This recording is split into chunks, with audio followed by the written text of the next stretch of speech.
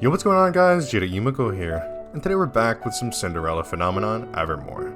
Now, just to kind of give you guys a quick little, not necessarily an update, but just to kind of throw this in there, I am going to be putting a pause on the Claned series for right now, mainly because I think right now I'm kind of juggling maybe too many series to be able to get enough out to you guys, and also the Claned series is going to be something that's going to take a while.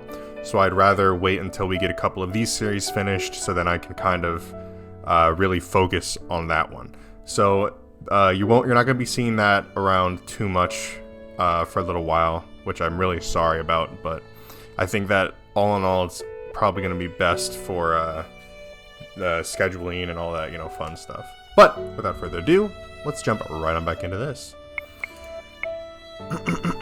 So I think last time we left off, Rod was like, oh yeah, we're finally gonna get married and announce our relationship to the public. All that fun stuff. Emelaigne and I emerged from the Orchis stall after a 2-hour visit. Sebby, who's sitting on Emelaigne's shoulder, huffs a sigh as we exit. Finally, I feel like I've had my chicks pinched for hours. Emelaigne laughs. It's because Viorica's cousin adores you. Sebby grumbles, but I cannot help but smile. Viorica's child cousins were in the store today when we came to visit. Viorica has been watching them while their parents were on vacation. I suspect her cousins were a little easier to distract today because Sebby was with us. Emelaigne and I have been trying to take him more places with us lately. You enjoyed the attention, you just don't want to admit it. But my poor cheeks! Would you rather have been stuck in Rod's room? I could swear the plush shudders. I guess the kids aren't that bad. Emelaigne pats Sebby's head as we make our way into the town plaza. Back when I was Emelaigne's personal maid, I came into the town with her frequently. I didn't like going out then, but now I find these little excursions permissible, enjoyable even. Oop. Emelaigne likes to show me stalls and treat me to her favourite baked goods. So far, my favourites are the candied apples. Emelaigne sighs wistfully. I love it when Viorica's cousins come to visit. They're adorable. I'm sure they enjoy your company as much as you enjoy theirs. Don't you find them endearing? I shrug. Children are difficult for me to understand. When I was young, I distrusted most children my age because mother insisted they were trying to use me. I think you appreciate your honesty. Children usually do. Emelaigne gives me a teasing smile. Someday I think you'll make an excellent mother. I freeze so suddenly I nearly trip over a passing merchant. What? I put a hand on my mouth, horrified that the word comes out so high-pitched. More than a few townsfolk glance at me curiously. What? Did I say something wrong? I reach out to grasp Emelaigne's hand with a grumble, pulling her along with me. When I finally pull us out of the crowds, Emelaigne is laughing. I failed to see how that was amusing. You're adorable when you're embarrassed. I just said I did not understand children. Sebby coughs. Rod seems like he'd be mystified by children too. You don't give Rod enough credit. He's fiercely loyal of those he loves. Emelaigne is smiling at me mischievously. I turn away with a sigh. I feel like I've fallen into a trap. No, please go on. I love it when you and Rod gush about each other. You think someday they'll have a child to gush over? Both of you, stop talking. The last thing on my mind right now is children.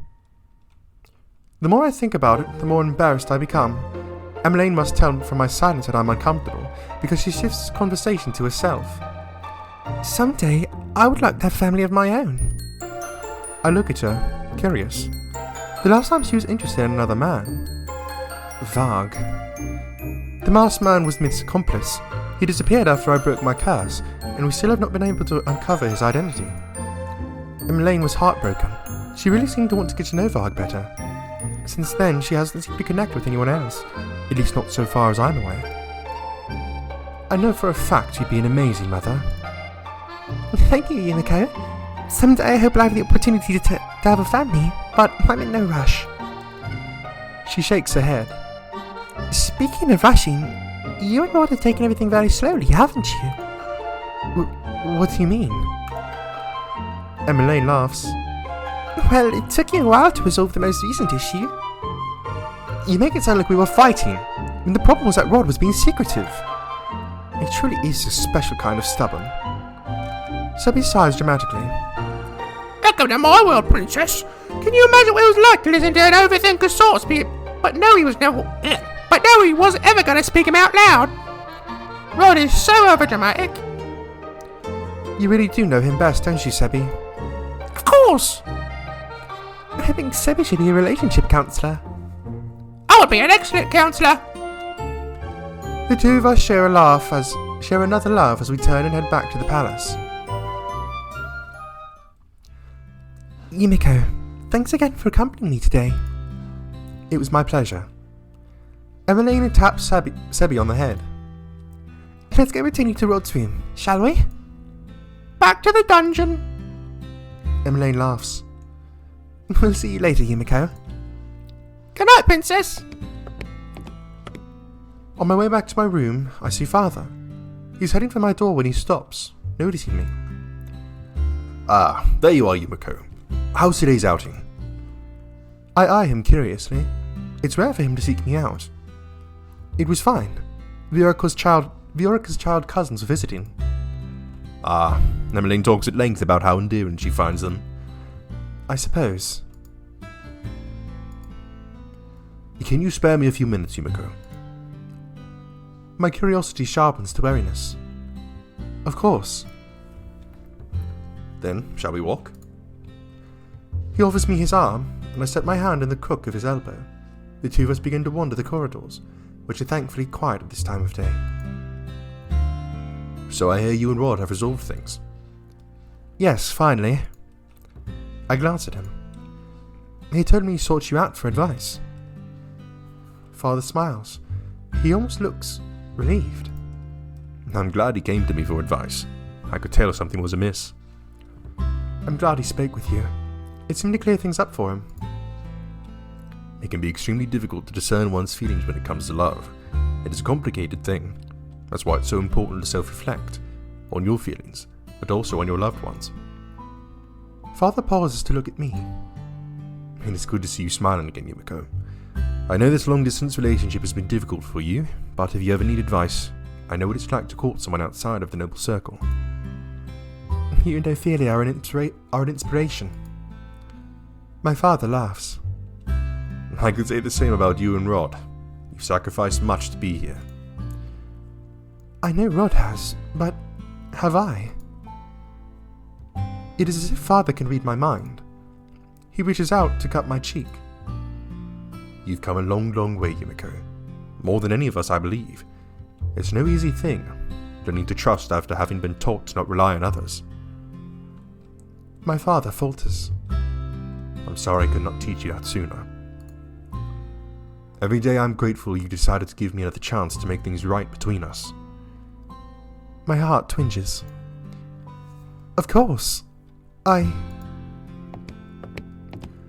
We both pause at the sounds of footsteps.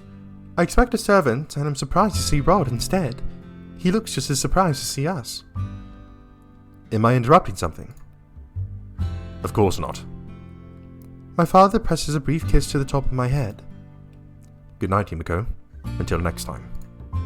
Good night, Father. Father dips his head in Rod's direction before walking off. Rod leans down to kiss my cheek as he approaches. How's the outing? It was pleasant. I give him a look. What about your day? You've been resting, I hope. After we had the conversation the other day, Rod and I discussed the necessity of taking breaks. I look over him now, relieved to see the dark circles under his eyes have faded, and that, for the first time in a long time, he looks relaxed. I did. Mother tried to convince me to take the whole week off even. She said I ought to treat myself. He sighs. My birthday is one day. I don't need a whole week. What? I stare at him. It occurs to me that I've never celebrated Rod's birthday with him, that he's never even mentioned it before. Rod looks taken aback. I shouldn't have mentioned it. I never do anything for my birthday. I don't... What do you want? I step toward him. Rod looks unnerved. I don't want anything. Having you is enough. Nonsense. Rod runs a hand through his hair and groans. You really don't need to get me anything, Yumeko. But... He blushes. I would love any gift you buy me. Anything? I cannot get him just anything. I have to make sure that this is the best birthday gift he's ever received. I'll come up with something meaningful. I must. Rod coughs awkwardly. Anyway, we were talking about you. How are Viorica and her cousins? It occurs to me that it has been a while since Rod visited her. Sometimes I think about how strange it is that the reason he came to be here in the first place is because he wanted to impress her. So much has changed since then. All of us have found happiness in unexpected places and people. I smile. They were well. Viorica's always so lively when the children are around, and Sebby was very good at distracting them while we all spoke. Rod snorts. Sebby is a good distraction. I look at him, curious. Have you visited her recently? I have, and wouldn't stop pestering me until I did. He glances up at the night sky, and the moon illuminates the melancholy in his eyes. You're right, she is more lively. I'm happy for her and her husband. Unthinkingly, I reach out and grab his hand. After a few moments, Rod leans into me. Strange, isn't it? How quickly time passes. Bjork has been married for a while now. I can feel his eyes on me. If we married someday, what kind of wedding would you want? My cheeks warm at his question. This is the first time he's ever mentioned marriage. Well... Something simple or something elegant? I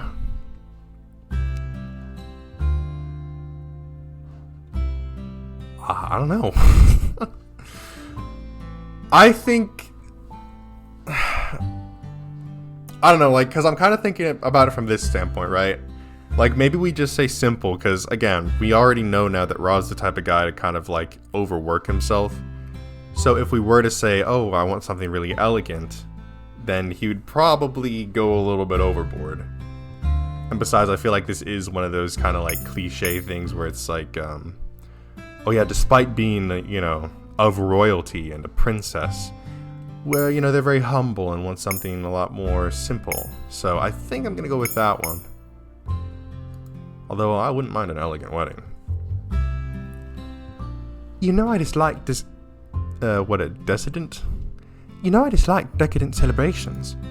Something simple would be nice. Being with you is the important thing. Rod sighs.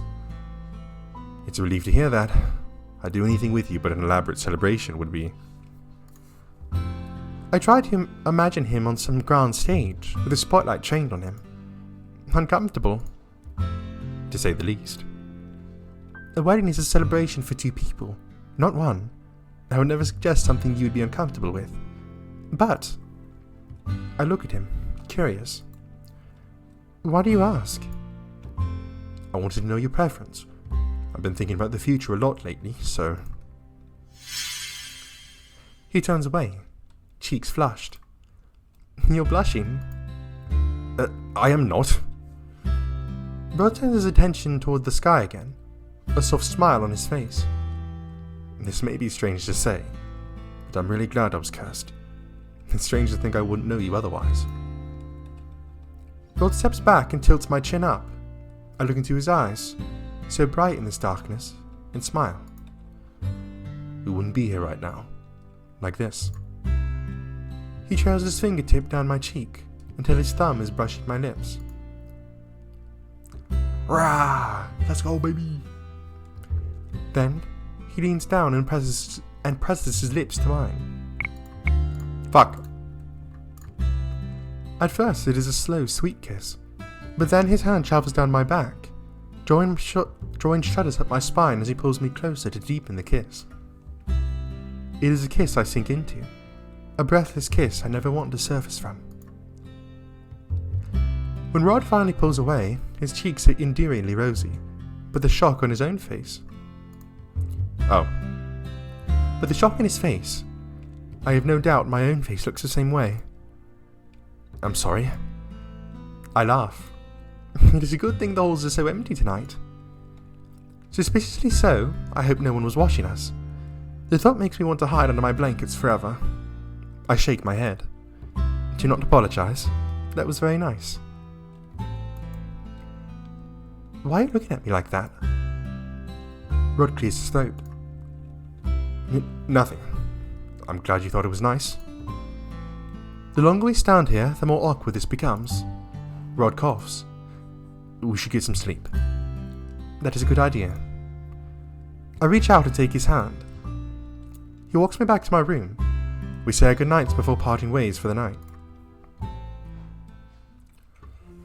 Oh my god, I cannot fucking read shit today. Jeez. I stare at the cakes lined up for today's taste test. Ophelia decided to leave it up to Emelaigne, and I to choose the best cakes for the ball. So far I've tasted 3 cakes, but I'm unable to concentrate on the flavours. My mind is on the ball, which takes place in 1 week.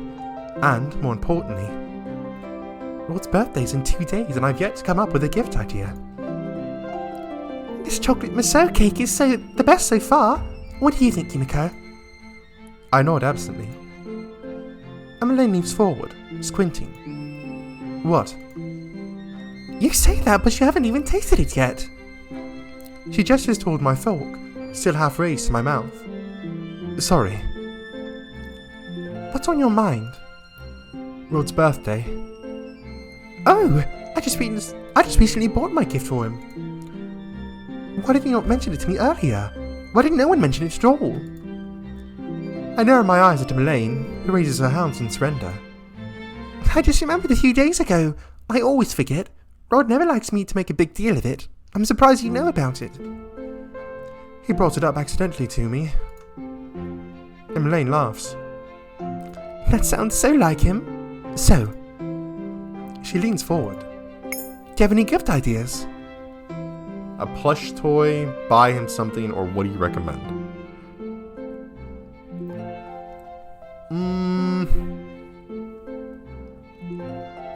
I mean, plush toy, not really, because he already has Sebi. Buy him something that's kind of a given. So I guess, what do you recommend? Because we, get a little bit of insight here. Emelaigne blinks at me. Me? I want to purchase something for him that I know he'll love. I'm sure he would love anything you gave him. I don't want him to love it because I bought it for him. I want him to love it because he finds it truly valuable. You can sew, right? I can, but I'm out of practice.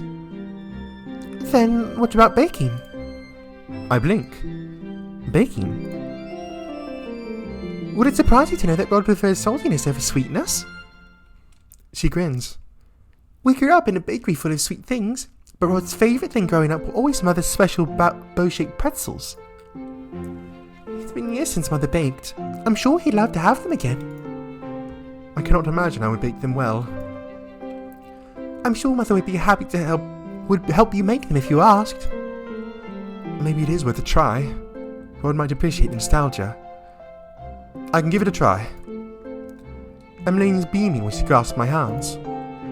Mother's going to love this. Well, I'll go tell her after we finish the cakes. The two of us resume our testing, and, when we're done, we make our way to the throne room. As we expected, Ophelia is sitting on the throne room, looking over papers. She looks up when we enter. Oh, hello girls. Done with the cakes? Yes, but we're not done with the baked goods just yet. Oh? Emelaigne looks at me expectantly, a sparkle in her eye. I fidget as I look at Ophelia. I would like to bake pretzels for Rod for his birthday. I was wondering if you might teach me. Ophelia looks surprised, then delighted. What a splendid idea. It's been months since I baked anything. I would love to help you. I suppose this is meant to be a secret. Don't worry, I'll make sure Rod doesn't find out. And we're counting on you, Emelaigne. I really, really hope I can recreate these pretzels. Ophelia and I agree to meet up the day before Rod's birthday to make the pretzels. Our time in the kitchen is a blur. Though Ophelia clears the area for just the two of us, I am extremely out of my element. Still, following Ophelia's instruction, I managed to bake the pretzels. The two of us are in the dining hall, looking at the platter now. Goofy-eyed pretzel. I cringe at the sight of them. They're misshapen and hardly look appetizing. Ophelia must sense my disappointment. She sets her hand on my shoulder and smiles. I'm sure Rod would love them. They barely look edible. Perfect presentation takes practice, but these taste incredible. That's the important thing. I hope that's the case, and that he really likes these. The day of Rod's birthday, I asked him to meet me at our special meeting place. I turn when I hear rustling leaves. Did I keep you waiting long? I shake my head. Not at all. I hand Rod my wrapped gift. Happy birthday, Rod. Rod smiles. Yumeko, you really shouldn't have. He takes the gift, eyes widening as he gently tears the wrapping. This is... Rod tears open the wrapping paper, revealing the platter of underwhelming pretzels. I know it does not look appetizing, but I wanted to try to give you a piece of home. Yumeko. Rod looks at the pretzels in wonder. I cringe when he takes a bite out of one, but relax when I see the smile on his face. I'm shocked when his smile widens into a grin. This tastes just like Mother's cooking. It reminds me of when Em and I were children. After she set out the latest baking goods, she'd make a treat for Em and I when we helped her. Em always used to ask for cinnamon rolls and crepes, but I loved Mother's pretzels best. He takes another bite and the expression on his face is so bright that it makes my heart soar. These are amazing, Yumeko. I asked Ophelia to help me. I'm glad they turned out alright. Yumeko, stop belittling yourself. These are perfect. My opinion is final. You won't convince me to change my mind. He plants a quick kiss on my lips. Thank you. The two of us make our way back to the palace. A small feast awaits us upon our return. Ophelia and Emelaigne are full of smiles and laughter. Last year they could not celebrate Rod's birthday with him, so they make this celebration as merry as they can. Father and I excuse ourselves early so that Rod can enjoy the rest of the day with his mother and sister. Tomorrow is the night of the grand ball, and the palace is bustling with activity as the staff make last-minute preparations. More than once, flustered servants nearly bump into me as I'm walking back to my room. I've just gotten out of dance lessons with Rod and am eager to relax. I turn a corner and nearly run into someone else again. I'm so sorry!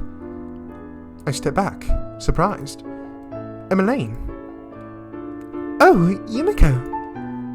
Emelaigne bends over, reaching for a piece of parchment that apparently fell to the floor during our near collision. I notice a familiar crest embedded into this letter's stamp. A letter from Bagatia. I eye her curiously. Is that from Claude? Not exactly. I consider. The only other person who could be writing to Emelaigne is Prince Lance. Emelaigne tells me they get along. I've only spoken to Lance a few times myself. I didn't know he wrote to Emelaigne. Lance, then? Emelaigne suddenly looks embarrassed. Guilty, even. Is there something you'd like to tell me? She fidgets, suddenly looking nervous. We could talk in my room if you like. Yes, let's. I plop myself down on the bed and gesture for Emelaigne to sit beside me. So, Prince Lance, do you write to him often? Only about once every month. Is this a secret? Oh, not at all. I just figured no one would care. Lance and I were discussing mundane things over letters. Mundane things like... everything from palace life to history.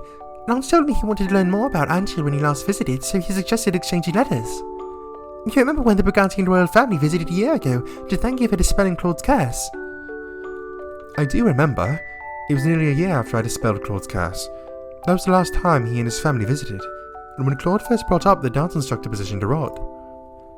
So you've been exchanging letters for a while now? Emelaigne smiles sheepishly. Yes, it's never been a secret, but I'm sorry I didn't tell you earlier. No apologies necessary. You don't need to tell me everything you know. I know, but you've been so honest with me. I would not say no to details now if you'd like to share them. Emelaigne has always been a good listener and great at giving advice. The least I can do is try to repay the favour. There's not much to share. Your face says otherwise. Emelaigne puts her hands to her cheeks with a sigh. I've already told you the gist of it, but recently, Lance has mentioned that he'd like to spend time together. He even mentioned... Courting you? Emelaigne huffs out a soft, nervous laugh. Not exactly in those words, but yes. He'll be here for tomorrow's ball, but I don't want him to ask Father for permission then. Why not? It seems to be a perfect opportunity as any. Because this ball is for you. And because Rod... She freezes. Because Rod... What? It's nothing. Just ignore me. This wouldn't happen to be that surprise... This wouldn't happen to be that surprise everyone keeps mentioning, would it? You'll see. Anyway, this is a celebration for you and Rod. Whatever might happen between Lance and I in the future, it can wait. You two waited after all, and now you've finally got to have your happily ever after. Happily ever after? We still have problems to work out, but we are getting there, step by step. Anyway, please don't tell Rod I mentioned anything. We're so close to the ball too. I won't say a word. Emelaigne sighs with relief. Thank you. So, about Lance? I laugh when Emelaigne blushes. Have you told anyone else about this? Father obviously does not know, but what about Ophelia and Rod? I've told Mother, but Rod... I have been trying to find the right time. Rod can be, very overprotective. One time, a suitor sent me flowers and Rod trailed him back to his home and bombarded him with questions. Isn't that harassment? He's always been that way. And he's so stressed now, I'd rather he not worry about my relationship with anyone else. So I'm going to keep it a secret for now. Like sister, like brother, but I wonder, is this the right thing to do? Honestly, I'm gonna say no. Mainly because, I feel like just in general, it's gonna be one of those things where it's like, you either tell them and it's like, okay, I got it, I got the information from my sister, I have a little bit of time to process it at least. Or it could be like, oh, just out of the blue, you find out and you're like, whoa, why did she not tell me any of this? Why did she keep it a secret from me? Yada, yada, yada. So I think I would want to convince her to tell him. I think you should tell him. You think? Do not let our relationship stop you from pursuing yours. Rod would not want that. Besides, Rod stayed in Brigantia for a year. He knows Prince Lance. When he told me about his time in Brigantia, it even sounded like he respected him. Oh, that's a relief. Emelaigne looks thoughtful for a few moments as she considers. You're right. We're not children anymore. And truly, I'm terrible at keeping secrets anyway. I smile. I'm happy for you, Emelaigne. Thank you. Regardless of when Lance asked the king for permission to court you, it is okay to see him tomorrow for the ball. And here I thought Emelaigne was disinterested in all her suitors, but there was a man all this time she was interested in. Emelaigne flushes and nods. I'm looking forward to seeing him again. I grin. Oh, is that her? Oh, that was me. And peppering him with the questions to make sure he's worthy of you. Yumeko, not you too? I laugh when Emelaigne nudges my shoulder. The two of us continue speaking well into the night. Emelaigne does not hint at what tomorrow's surprise is, but I no longer wonder. Whatever it is, I am excited for it.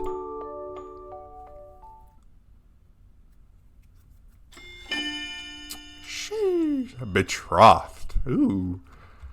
Let me see how long I've been recording for.